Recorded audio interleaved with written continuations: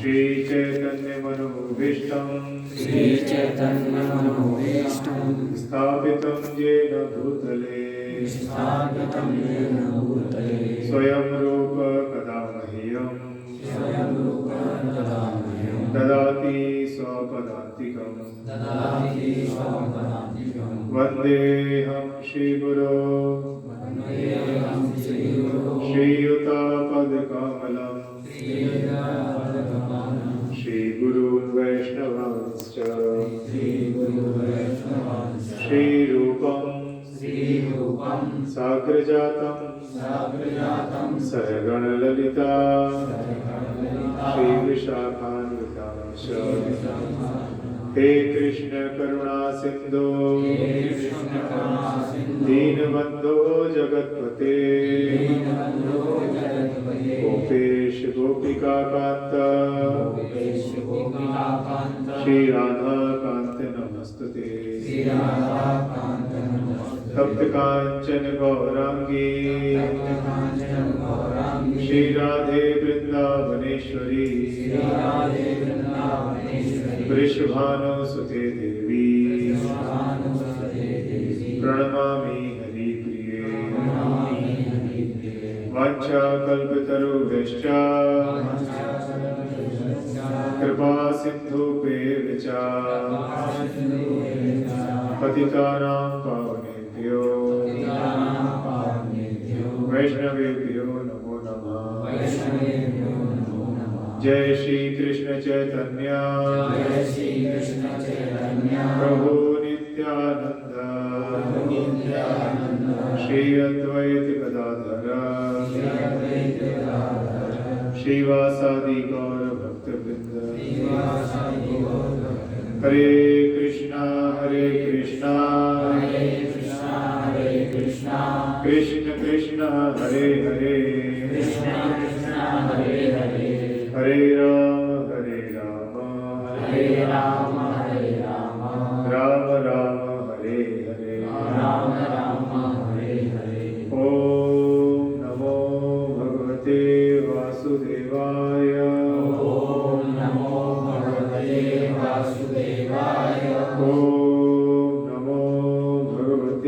वासुदेवाय।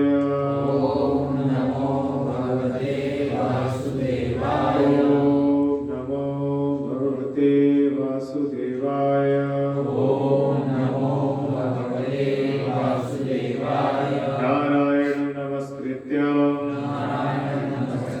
नरं चैव नरोत्तमं देवीं सरस्वतीं व्यासं ततो जयमुदीरये। नष्टप्रायेषु भद्रेषु नित्यं भागवत सेवया भगवती उत्तम श्लोके भक्तिर्भवति नैष्ठिकी।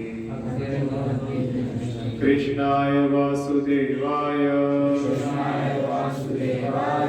देवकी नंदनाय च नंदगोप कुमाराय गोविंदाय नमो नमः।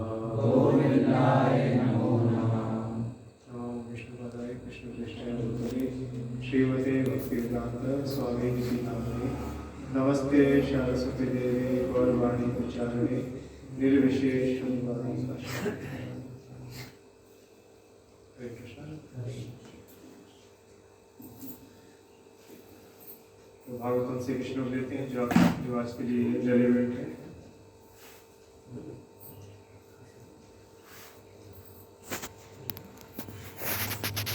श्रीमद् भागवतम अध्याय 2 स्कंध 1 श्लोक संख्या 16। शुश्रूषो श्रद्धानस्य वासुदेव कथारुचिः स्यान् महत सेवया विप्रः पुण्यतीर्थ निषेवणात्। तो बहुत महत्वपूर्ण श्लोक है। इसमें बताया गया है कि जिनको भगवान के विषय में सुनने में ज़्यादा इंटरेस्ट नहीं है, रुचि नहीं है, तो रुचि कैसे विकसित की जा सकती है उसके उपाय बताया गया है। हे द्विजों, मेरे पीछे दोहराइए, हे द्विजों, जो भक्त समस्त पापों से पूर्ण रूप से मुक्त है, उनकी सेवा करने से महान सेवा हो जाती है। ऐसी सेवा से श्री वासुदेव की कथा सुनने के प्रति लगाव उत्पन्न होता है। तो यहाँ पे सेवा की महिमा बताई गई है। माइक की आवाज कम ज्यादा कैसे होती है अपने आप से?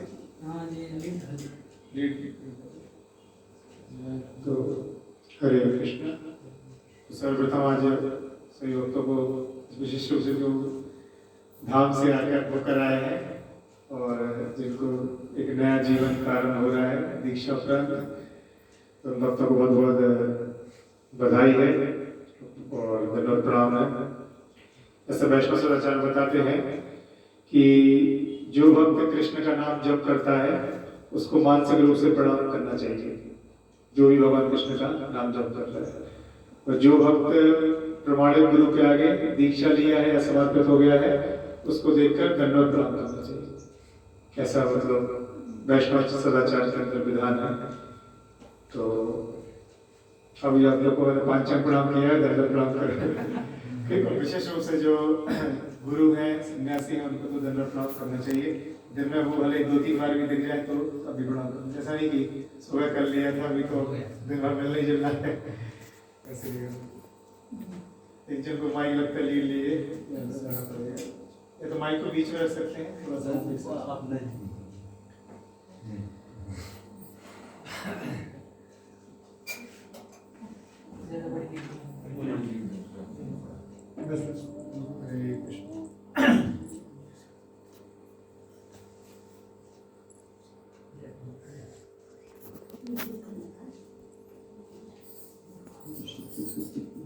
हरे कृष्ण।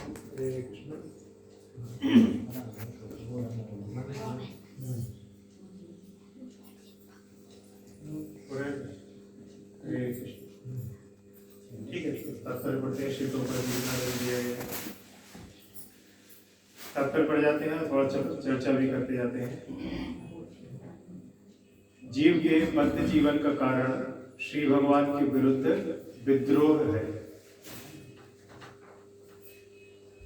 कुछ व्यक्ति ऐसे हैं जो देव कहलाते हैं और कुछ ऐसे हैं जो असुर कहलाते हैं। हम लोग का असुर मतलब क्या लगता है? जो भयंकर दिखने में हो, 2 सींग हो, बड़े बड़े दांत हो, बड़े बड़े बाल हो, इस प्रकार से जो भयानक दिखते हैं उनको हम लगता है असुर है। लेकिन असुर का ये सही डेफिनेशन नहीं है। असुर मतलब होता है जो वेद विरुद्ध कार्य करते हैं। वेदों में जो कार्य बताए गए हैं कि ये करना चाहिए मनुष्य को, तो उसके जो विपरीत आचरण करते हैं वो असुर कहलाते हैं। असुर मतलब जो भगवान के सुर से अपना सुर में लाते हैं, तो भगवान की जो इच्छा है उसी को फॉलो करते हैं, तो वो है देवता। मनुष्य समाज में भी 2 कैटेगरी हमेशा रहती है, असुर और देवता। भले वो बढ़िया सुंदर से कपड़े पहने हो, सूट वूट पहने हो, कार से उतर रहे हो, लेकिन हो सकता है उनके जो लक्षण हो वो आसुरी हो। कलियुग को ये देखना कोई सामान्य नहीं है। जैसे मैं अपने देखता था, जब मैं कॉलेज में था तो बहुत अच्छे घरों के लगे पढ़ते थे और महंगी गाड़ी, 1 लाख की 2 व्हीलर, 4 व्हीलर अभी तो अब जाके रेट हुआ, उस टाइम पे 1 लाख ज़्यादा था। तो बड़ी गाड़ी लेते थे, लेकिन गाड़ी जाके रुकती कहाँ थी? कोई छोटे से पान की दुकान के यहाँ पे, फिर चाय लेंगे, सिगरेट लेंगे। तो वो उनको बता देते थे कि हमारा लेवल वो नहीं है जो आप लोग समझ रहे हैं, हमारा लेवल ये है। तो फिर आचरण क्या है इस प्रकार से बता रहे कि 2 कैटेगरी हमेशा मनुष्य समाज में रहती है। आज का टॉपिक क्या है, क्या चर्चा करने वाले थे आज? कोई मैसेज पढ़ा है जी? पढ़ा क्या है? मनुष्य जीवन की सार्थकता। मनुष्य जीवन की सार्थकता कहाँ से आवाज आएगी? बहुत पीछे से आएगी। अच्छा, ओके, धन्यवाद। तो मनुष्य जीवन की सार्थकता जय श्री राधा गिरिराज भगवान की जय।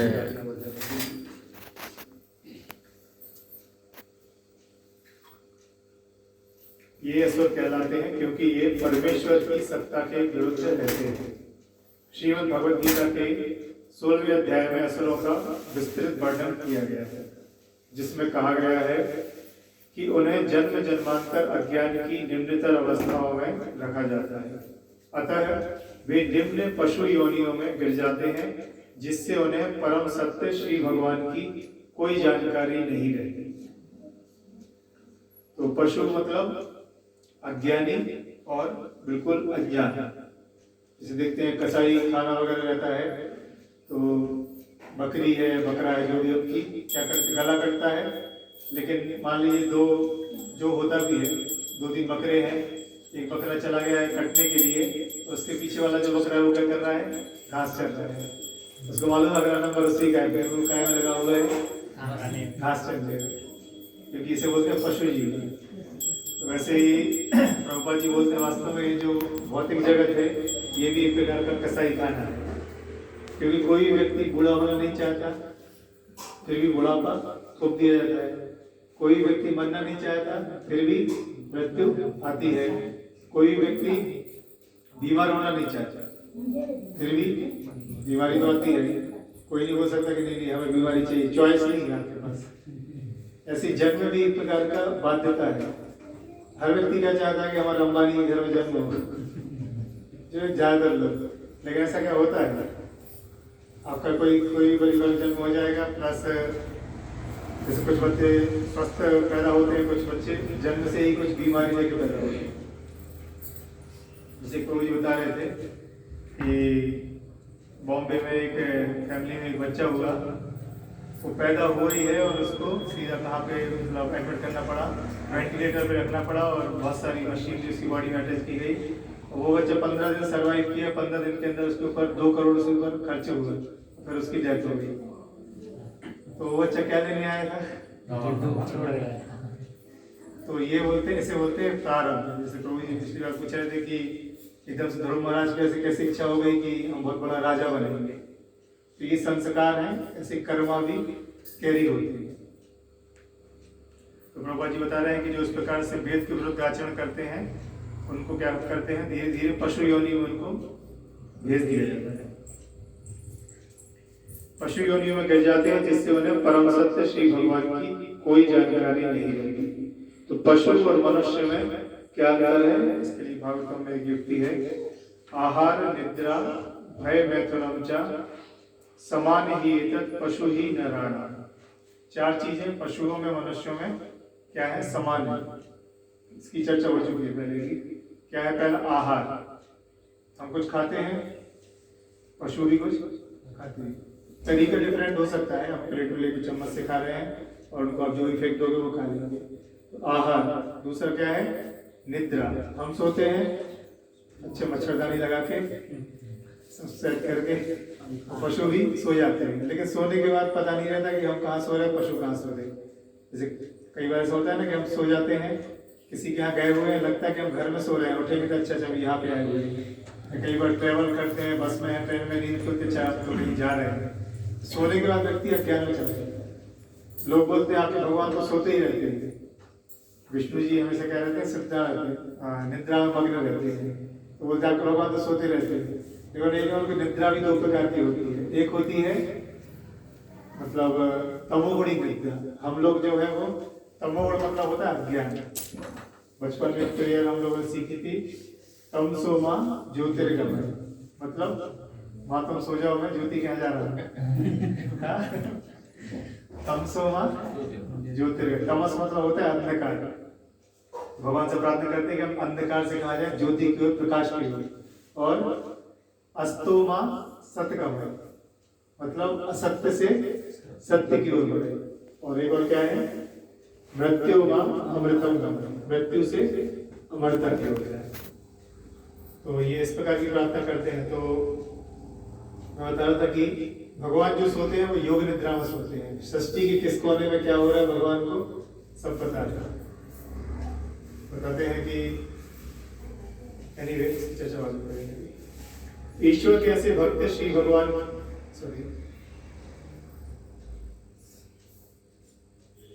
ये असुर श्री भगवान की इच्छा अनुसार उनके मुक्त सेवकों की कृपा से विभिन्न देशों में धीरे धीरे ईश चेतना में परिशोधित किए जाते हैं। ईश्वर के ऐसे भक्त श्री भगवान के अंतरंग पार्षद होते हैं और जब वे समाज को ईश्वर विहीन होने के खतरे से बचाने हेतु आते हैं तब वे ईश्वर के शक्तिशाली अवतार, उनके पुत्र, उनके दास या उनके पार्षद कहलाते हैं। किंतु इनमें से कोई भी अपने आप को ईश्वर कहने का अनुचित दावा प्रस्तुत नहीं करता। तो यहाँ पर गुरु के बारे में कुछ बताया गया है, किस प्रकार से जो गुरु है वो भगवान के कोई विशेष पार्षद होते हैं जो कि इस भौतिक जगत में भेज जाते हैं कि यहाँ पर जाके आप मेरी सेवा के विषय में उनको लोगों को बताइए। तो गुरु भी कई प्रकार के होते हैं। कुछ होते हैं संसारी गुरु, जैसे प्रभु जी के जो गुरु महाराज है, हम लोग के गुरु महाराज है वो गोपाल कृष्ण महाराज। तो एक लड़का ब्रह्मचारी बन गया था, तो उनके माता पिता आए और गुरु महाराज से प्रार्थना करने लगे कि महाराज आप सब समझाइए कि विवाह कर ले, देखो ये ब्रह्मचारी बन गया है। ऐसे करके बहुत सारे बहुत प्रकार से बता रहे थे। तो महाराज बोल रहे थे देखो जबरदस्त, जैसे लास्ट टाइम प्रभु जी बता रहे थे कि जबरदस्ती ना तो किसी को आप साधु बना सकते हो, ना ही जबरदस्ती किसी को क्या कर सकते विवाह करा सकते हो। ये व्यक्ति स्वेच्छा से ही करता है। विवाह में भी जबरदस्ती हो ही जाता है, लेकिन साधु को जबरदस्ती नहीं बना सकता। साधु में भी एक अंदर की भावना है। तो वो गोपाल कृष्ण महाराज बता रहे थे कि मैं संसारी गुरु नहीं हूँ जो आपको खुश करने के लिए उसको मैं कहीं भी कर दूंगा, ये उसका स्वयं का विचार है। तो इस प्रकार से गुरु भी कई प्रकार के होते हैं। कई लोगों को क्या है, ये चीज ज्यादा अट्रैक्ट करती है, गुरु जी को चमत्कार दिखाएंगे तो वो वास्तविक गुरु। अभी तो बहुत ही मीडिया वगैरह में बहुत चल रहा है। तो वास्तव में ये भी एक चमत्कार है। किसी व्यक्ति को भगवान की सेवा में लगा देना, वो जीवन भर सेवा में लगा रहे, इससे बड़ा चमत्कार कोई कर सकता है। जैसे व्यक्ति था, वो सिद्धि को लेकर बहुत, वो सिद्धि को सीखना है ऐसे करके बहुत उसका विचार था।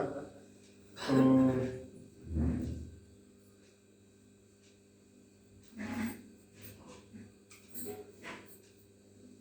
एक बार एक व्यक्ति आया, एक साधु था, वो एक वैष्णव मतलब जो भगवान के भक्त हैं उनके पास में गया। बोला मैंने एक बहुत बड़ी सिद्धि सीखी है। ये बात है प्रयागराज की। तो वैष्णवों को इस चीज़ में ज़्यादा इंटरेस्ट नहीं रहता, सिद्धि और जादू। उन्होंने बोला कि क्या सिद्धि सीखी है? बोले जैसे आप जमीन पर चलते हैं वैसे मैं नदी पर चल सकता हूँ, गंगा नदी पे इस पार से उस पार जा सकता हूँ। बहुत बढ़िया सिद्धि है। कितना समय लगा? 40 वर्ष लगे इस साधना में।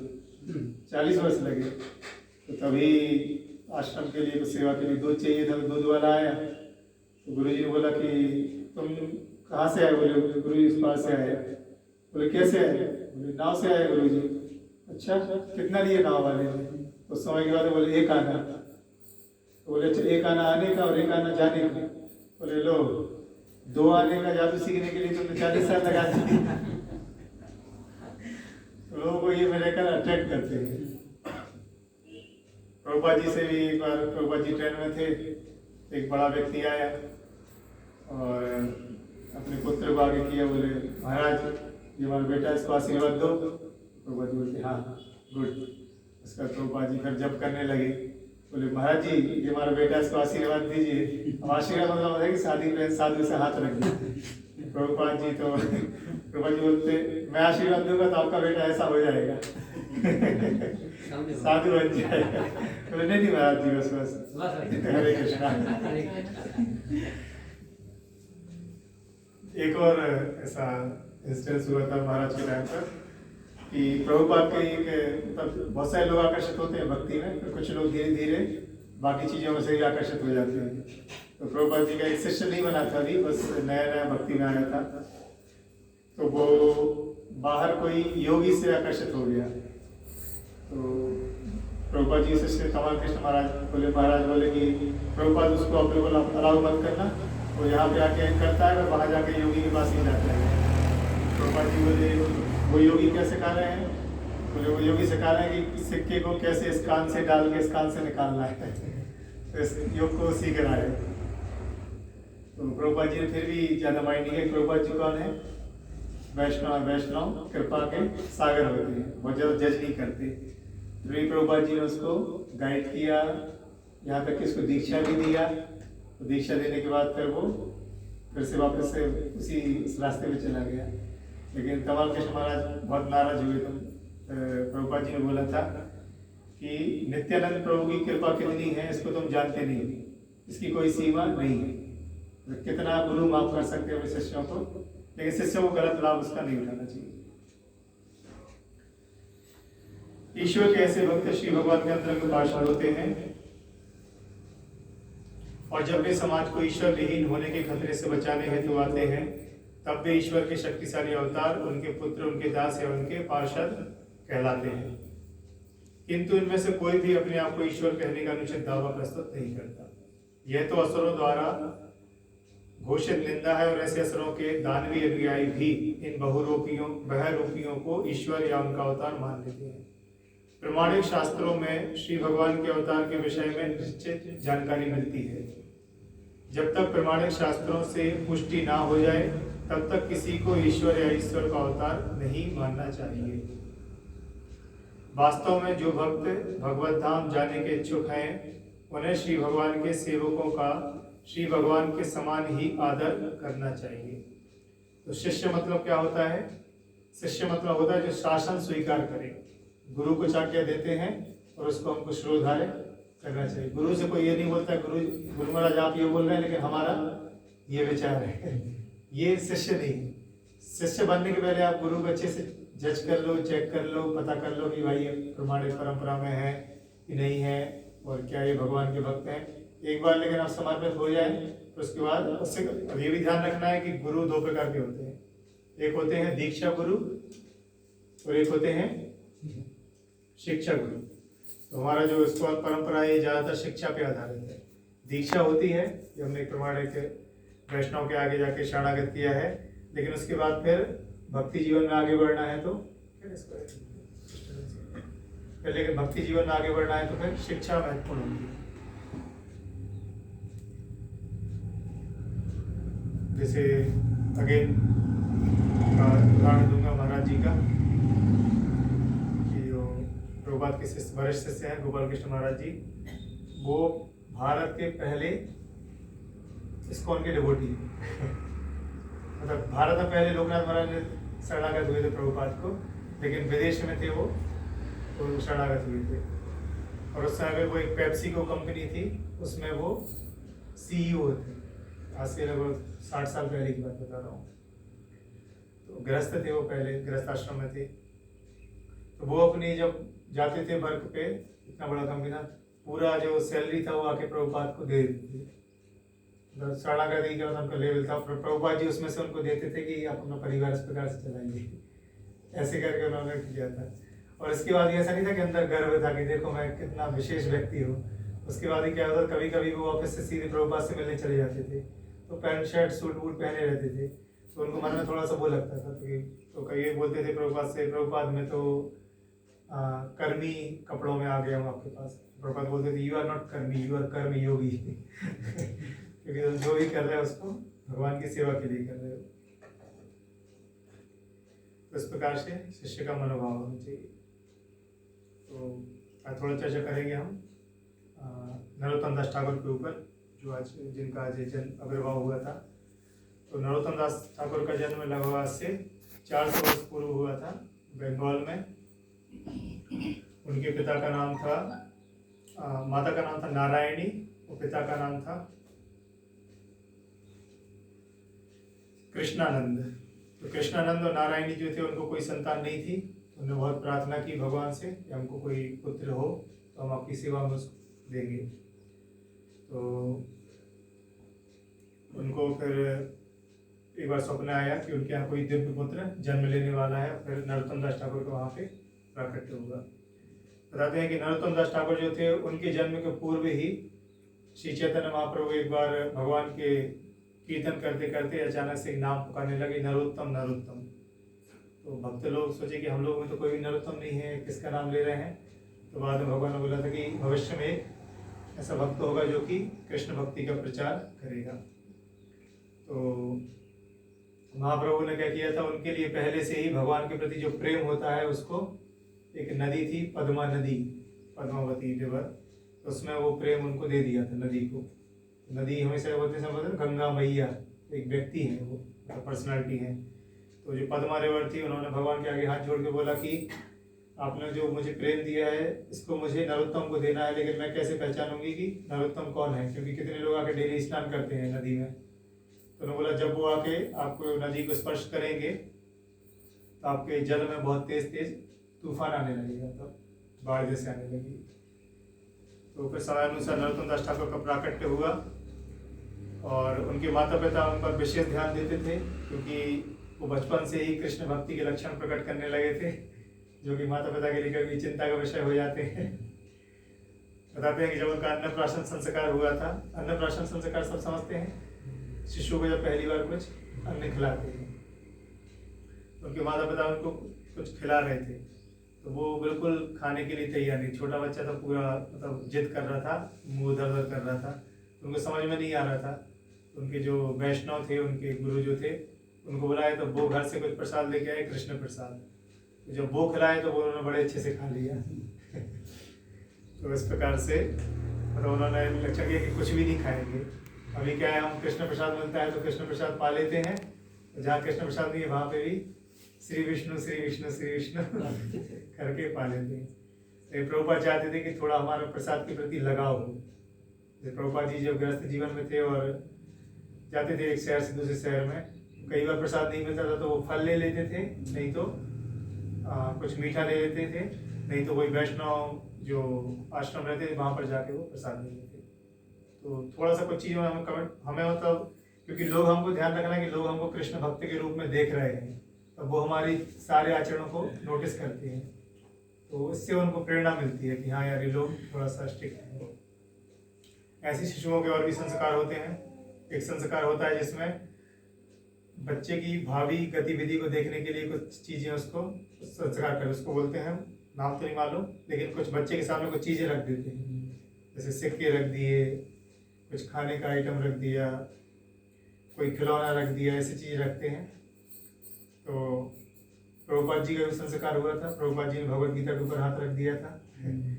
और चैतन्य महाप्रभु का संस्कार हुआ था तो उनके सामने भी सोने के चांदी के सिक्के रखे थे, कुछ खेलने का वस्तु रखा था और श्रीमद् भागवतम रखा था, जो पुस्तक है, तो उन्होंने उसके ऊपर हाथ रखा था।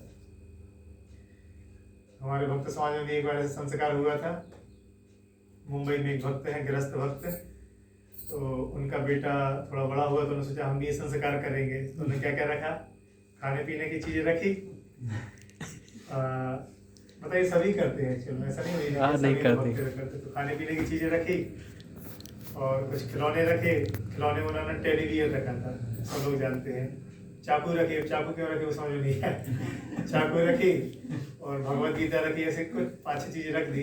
अब देख रहे थे बच्चे को छोड़ दिया कहाँ पे जा रहा है, बच्चा धीरे धीरे जाते जाते तो सबसे ज्यादा अटैक उसने टेडी बियर किया, तो उसने टेडी बियर पे हाथ रख दिया, बोले चलो अच्छा है, बच्चे का हृदय कोमल रहेगा। उसके बाद उसने चाकू उठाई, टेडी बियर के आर पार कर। तो ये है पूर्वजनों के संस्कार है। तो धीरे धीरे लेकिन हम देख रहे हैं कि इस्कॉन में जो संपर्क में आ जाती है तो उनको सब चीज़ों की थोड़ी थोड़ी जानकारी हो जाती है, लेकिन बाहर के लोगों में कुछ भी ज़्यादा नहीं बच रहा है। सब चीज़ें वो खुद से ही करना चाहते हैं, बच्चे का नाम खुद ही से रख देंगे, कोई पंडित जी की जरूरत नहीं है। हमारी पुत्री हुई थी कुछ दिन पहले, तो उसी वार्ड में एक और बच्ची हुई, तो गांव के परिवेश से थे बिल्कुल। तो हमने बोला कि बहुत अच्छी बात है कि कार्तिक मंथ में हुई है, तो आपको क्या इच्छा है नाम रखने की। वो तो बोले हमारे गांव से फोन आया है कि बच्चे का नाम एंजल रखेंगे। बोलने भी नहीं बन रहा है, मीनिंग क्या है नहीं मालूम है, लेकिन हमें कुछ ऐसा मॉडर्न सा नाम रखना है। बहुत सारी चीजें मतलब धीरे धीरे जाती जा रही है, मतलब उनको ना कोई ब्राह्मण की आवश्यकता है, नाम भी रख लेंगे, खाना भी खिला देंगे बच्चे को, मुंडन करवाना तो करवाएंगे, नहीं तो कुछ जना मुंडन भी नहीं करवाते। जैसे हमारे बहन जी की मैरिज हुई क्लास में थोड़ी ऐसी करने की कोशिश करता हूँ ताकि सब लोग को समझ में आए। पूरे शास्त्रों की बात करूंगा तो बोर हो जाएंगे। तो जयमाला होने वाली थी तो आइडियली सब जगह ब्राह्मण रहते हैं, पंडित रहते हैं, तो लड़की की जगह पे लड़का खड़ा था, लड़के की जगह और उसकी जगह पे ये खड़ी हुई दीदी। उधर कोई बताने वाला भी नहीं था और ना कोई गाइड करने वाला। सब आजकल के लड़के ही सब कुछ करना चाहते हैं। तो मुझे ही ऐसा हुआ कि मैंने बोला भाई ऐसे ऐसे खड़े हो जाए जैसे होते हैं खड़े। कोई नहीं है तो बराबर नहीं पढ़ते थे। So this is the thing. ये सभी जगह आप देखो, गणेश जी रख रहे हैं, दुर्गा जी रख रहे हैं। पहले जो वैदिक मंत्र थे ना गणेश जी के, दुर्गा जी के, वो बजते थे। फिर धीरे धीरे जो लोकल गाने हैं वो बजने लगे। अभी कौन से गाने बजने लगे? कोई गणेश जी दुर्गा जी से मतलब ही नहीं, फिल्मी गाने बज रहे हैं। गणेश जी बैठे हैं और लोग डांस कर रहे हैं। विसर्जन जब विसर्जन के समय तो लड्डू गोपाल को लेके बहुत नखरे स्टार्ट हो गए हैं। यहाँ तक कि धाम में भी लड्डू गोपाल को लेके वो जाते हैं, लिए रहते हैं हाथ में। देखा है आप लोगों ने, धाम गए होंगे। तो लड्डू गोपाल को अभी मैं देख रहा था कहाँ जमा कर दिया था, जहाँ पे जूते का स्टैंड रहता ना वहाँ पे उन्हें रखवा दिया कि अंदर कुछ नहीं ले जा सकते। तो ये अपमान है कि नहीं? 26 जनवरी 15 अगस्त होता है तो लड्डू गोपाल को तिरंगा की ड्रेस पहना देते हैं। गणेश जी हाथ में गिटार दे देंगे, चश्मा लगा देंगे। धीरे धीरे हाँ ध्यान रखना है। इसलिए यहाँ प्रभुपाद जी बोल रहे हैं कि अगर आपको एक गाइड करने वाला एक गुरु नहीं है तो वो जीवन भर पशु होता जाएगा और इससे भी फिर नीचे जाता जाएगा। तो नरोत्तम दास ठाकुर जो थे, उनके माता पिता उनको सिक्योरिटी दिए रहते थे कि भैया ये कभी भी बाहर ना जाएं, क्योंकि वो एक्चुअली राजघराने जैसे उसमें पैदा हुए थे। फिर भी भगवान की जो लीला थी, भगवान जब चाहते हैं तो वो चीज़ होती नहीं है, वो पूर्णता से होती है। जैसे कंस के कारागार में देवकी वसुदेव कहते थे कि भगवान की इच्छा थी कि हमें गोकुल जाना है, तो सारे कैदी, सारे जो सैनिक थे वो सो गए, ताले खुल गए, वसुदेव को बेड़ियाँ टूट गई, उनको दे के आ गए, लौट के आ गए, फिर सब चीज़ एडजस्ट हो गई।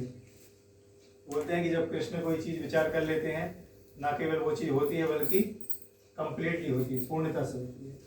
तो ये हमें धीरे धीरे विश्वास मतलब डेवलप करना चाहिए कि भगवान वास्तव में कौन है? सर्वशक्तिमान। सामान्य विचार क्या रहता है कि भगवान क्या है? शक्तिमान, और हम क्या है? बुद्धिमान। भगवान के अंदर शक्ति ज़्यादा है, हमारे अंदर बुद्धि ज़्यादा है। तो आप थोड़ी शक्ति दो, हमारी बुद्धि में जो चल रहा है उसको पूर्ण करो। तो नरोत्तम दास ठाकुर एक बार जैसे तैसे करके निकल गए और पद्मा नदी में जाकर उन्होंने जैसे अपने चरण का स्पर्श दिया नदी को, तो तुरंत नदी में तेज तेज से लहरें उठने लगी। और उसके बाद जो उनके अंदर था, जो वो जो गए थे लौट कर जब आए ना, तो उनके अंदर पूरा कृष्ण प्रेम था। उनके शरीर का रंग भी थोड़ा सा जो हल्के से श्याम वर्ण के थे, हल्के से वो गौर वर्ण के हो गए। महाप्रभु की कृपा होगी। महाप्रभु कौन है? गौरांग, गौरांग है जिनका। तो उसके बाद उनके माता पिता बड़े चिंतित हो गए कि मेरा बेटा तो बीमार हो गया है। तो उन्होंने डॉक्टर को बुलाया, ये तो पहले जैसा नहीं रह गया। डॉक्टर जो था वो भी वैष्णव था, तो उसने चेक किया तो बोले ये कोई सामान्य बीमारी नहीं, ये कृष्ण प्रेम की बीमारी है। इसको आप बहुत सौभाग्यशाली हैं, सबको ये बीमारी नहीं होती। इस प्रकार से उन्होंने नरोत्तम दास ठाकुर को, फिर नरोत्तम दास ठाकुर ने आगे बहुत अच्छे गीत लिखे, प्रचार किया। नरोत्तम दास ठाकुर, श्यामानंद प्रभु और श्रीनिवास आचार्य, 3 लोगों ने मिलकर वैष्णव धर्म का बहुत प्रचार किया। उन्होंने मणिपुर देश के जो राजा थे ना उनको वैष्णव बना दिया, और उन राजा ने पूरा राज्य को वैष्णव कर दिया था। आज भी मणिपुर अगर आप जाएंगे तो वहाँ पे जो बच्चे हैं वो बचपन से ही जप करते हैं, उनका ब्राह्मण दीक्षा होता है, वो बचपन से तिलक धारण करेंगे, वैष्णव बनेंगे। तो ये होता है, जो कई बार लोगों को लगता है कि इस्कॉन वाले बड़े लोगों को प्रचार करते हैं, तो ऐसा नहीं है कि हमको गरीब और अमीर में कोई डिफरेंस है। बात यह है कि गीता बताया जाता है यदि आचरति श्रेष्ठ, जो महान व्यक्ति जो आचरण करते हैं उसको सब लोग फॉलो करते हैं। जैसे मोदी जी जो कुर्ता पहनते थे, पता चलता था कि उस कुर्ते का ब्रांड बन गया। ये मटेरियल एग्जाम्पल है। तो इसलिए भगवान ने गीता किसको सुनाई? अर्जुन को। तो इस प्रकार से जो विशेष व्यक्ति हैं, अगर आप थोड़ा सा रीच कर पाते हैं तो उनके माध्यम से कई लोगों को प्रचार कर पाएंगे। प्रभुपाद जी ऐसा तो नहीं, प्रभुपाद जी ने भारतीयों से भेदभाव किया था, भारतीयों को खूब प्रचार किया, लेकिन भारतीय लोगों को प्रचार चाहिए नहीं था। प्रभुपाद जी बोलते थे हम कृष्ण के बारे में बताएंगे, बोलते स्वामी जी हम कृष्ण के बारे में जानते हैं। तो प्रभुपाद जी ने सोचा कि चूंकि मैं देख रहा हूँ कि पूरी दुनिया जो है विदेशियों की अंधी नकल कर रही है, उनके जैसे कपड़े पहनना, उनके जैसे सारा वेशभूषा करना, तो अगर विदेशी लोग भक्ति करेंगे तो उनको देख के भारतीय लोग भी थोड़ा तो हरे कृष्णा करेंगे। तो ऐसे करके प्रभुपाद जी ने फिर विदेश जाने का प्रचार प्लान किया। तो जो नरोत्तम दास ठाकुर थे उनको भगवान कृष्ण से बहुत विरह सताता था। एक बार फिर उनको भगवान चैतन्य महाप्रभु ने स्वप्न दिया कि मैं भी तुमसे बहुत प्रेम करता हूँ और तुम अभी जाकर वृंदावन जाकर लोकनाथ गोस्वामी से दीक्षा ग्रहण करो। ये महाप्रभु ने उनको आदेश दिया। तो जो नरोत्तम दास ठाकुर थे वो वृंदावन के लिए उन्होंने प्रयाण किया, वृंदावन गए। और जो लोकनाथ गोस्वामी थे उनको कोई शिष्य नहीं बनाना था, कि वैष्णव क्या होते हैं, कंप्लीटली विरक्त होते हैं, उनको थोड़ी सी प्रशंसा नहीं चाहिए। तो लोकनाथ दास गोस्वामी बोला मुझे तो कोई शिष्य नहीं बनाना है, तो जिससे दीक्षा लेना ले लो, मैं तो कोई दीक्षा नहीं देने वाला। और वो शुद्ध भक्त थे, बिल्कुल परम विरक्त थे। लेकिन नरोत्तम दास ठाकुर ने सोचा कि नहीं, भगवान का तो आदेश है इन्हीं से दीक्षा लेना है। तो वो क्या करते थे, उन्होंने सोचा कि चलो ठीक है, उन्होंने मुझे, वो भले गुरु नहीं बन रहे हैं और मैं तो उनको अपना गुरु मान चुका हूँ, तो मैं शिष्य हूँ, तो मैं उनकी सेवा करना प्रारंभ करता हूँ। बताते हैं कि जो जहाँ पर वो मल त्यागने जाते थे, तो जब वो मल त्याग के चले जाते थे तो ये उस स्थान को जाकर पूरा पवित्र कर देते थे, अच्छे से मिट्टी डाल के सूखा, और रास्ते में जो भी कंकड़ थे। लेकिन ये सेवा वो कब करते थे, गुरु जी जाते थे 4 बजे, तो रात में 2:30-3 बजे वहाँ चले जाते थे, पूरा रास्ता साफ कर देते थे, उस स्थान को भी स्वच्छ कर देते थे। तो वो कुछ दिन बाद वो देखने लगे कि ये जगह ये कौन सेवा कर रहा है मेरी। इस प्रकार से उन्होंने मतलब अपना शिष्य वाला जो भाव है वो व्यक्त किया। बताते हैं कि जिम्मेदारी दी नहीं जाती, जिम्मेदारी ली जाती है। उनको किसी ने ये सेवा दी नहीं। तो वैसे ही अगर हम जैसे हम सेंटर हमारा बन रहा है, तो यहाँ पे अलग जिम्मेदारियाँ हैं, तो इसको व्यक्ति खुद से आगे आगे धीरे धीरे ले सकते। जैसे मैं जो सेवा कर रही हूँ सेवा है, मैं उधर बैठ के ज़्यादा खुश रहता हूँ लेकिन ये सेवा प्रभु जी ने मुझे दी है, तो मैं करने का प्रयास कर रहा हूँ। तो उन्होंने इस प्रकार से सेवा करना चालू की। तो एक बार गुरु जी को लगा कि थोड़ा देखा जाए कि कौन है ये। अच्छा, उनको मालूम था कि राजघराने से है, फिर भी इनका इतना दीन भाव है कि मुझे आपकी सेवा करना है। तो वो उनसे पहले उठ गए, वो पेड़ के पीछे छिपकर देख रहे थे। तो उन्होंने देखा कि ये इस प्रकार सेवा कर रहे हैं, तो उनकी सेवा भाव से फिर उनको प्रसन्नता हुई। उन्होंने बोला ठीक है, मैं तुमको अपने शिष्य बनाऊंगा। तो इस प्रकार से तो वैष्णव लोग क्या होते हैं, निरीह होते हैं, उनको कोई मतलब बोलते हैं मान प्रतिष्ठा ये सब ज़्यादा अभिलाषा नहीं रहती। एक बार प्रभु जी से डिस्कस कर रहा था कि एक कोई व्यक्ति वृंदावन गए थे और उन्होंने देखा कि वृंदावन में जितने पेड़ हैं पूरे एरिया में, सब पे क्या लिखा हुआ है, श्री राधा, श्री राधा लिखा हुआ है। तो उनको ये बहुत इच्छा हुई कि इतने मतलब इतने हजारों पेड़ हैं, सब पेड़ों पे श्री राधा लिखा हुआ है। तो उनकी इच्छा हुई, तो उन्होंने पता करना प्रयास किया, पता चला कि एक वैष्णव है, उन्होंने ये सब लिखा हुआ है। उनके गुरु ने, उन्होंने अपने गुरु से बोला था, गुरु जी कोई सेवा है कि मेरे लायक? उन्होंने बोला ठीक है, आप वृंदावन के वृक्षों में जाके श्री राधा लिखो, इस प्रकार से। तो उन्होंने उसको अपना जीवन उद्देश्य बना लिया और कई सालों तक की सेवा की। तो जो पत्रकार था उनके पास पहुंचा, वो बोला कि आपने तो बहुत अद्भुत सेवा की है, कितना मतलब इसमें आपने प्रयास किया, कितने समय लगाया, और इससे आप पता चलता है कि आप अपने गुरुनिष्ठ हैं काफ़ी। तो उन्होंने बोला कि मैं आपका कुछ आपके बारे में कुछ लिखना चाहता हूँ, तो क्या मैं लिख सकता हूँ? तो हम लोग होते हैं क्या बोलते हैं, हाँ ठीक है देखो, और हमारी फोटो वोटो तो उसने बोला कि, उन्होंने बोला कि ठीक है आप लिख सकते हो, बस मेरा नाम नहीं आना चाहिए, मेरी फोटो नहीं आनी चाहिए, और आपको जितना लिखना लिख दो। तो इस प्रकार से वैष्णव का भाव रहता है। महाप्रभु की फिलॉसफी क्या है, ना धनम ना जन्म ना सुंदरी कविताम व जगदीश काम ये मम जन्मनि जन्मनीश्वरे भवतात भक्ति अहेतुकी त्वयि। भगवान, ना मुझे धन की कामना है, ना मुझे बहुत सारे फॉलोअर चाहिए, शिष्य चाहिए है, ना सुंदरी की कामना है, और ना कविता मतलब यूँ प्रसिद्ध हो जाऊँ, ये कोई कामना है नहीं। पर क्या कामना है, मम जन्मनि जन्मनीश्वरे भवतात भक्ति अहेतुकी। हे भगवान, मैं आपके चरणों की सेवा इसी प्रकार जन्म जन्मांतर करता रहूँगा। तो ये शुद्ध भक्ति। हरे कृष्णा। ठीक है दादी, समय हुआ है, आगे चर्चा करेंगे नेक्स्ट टाइम।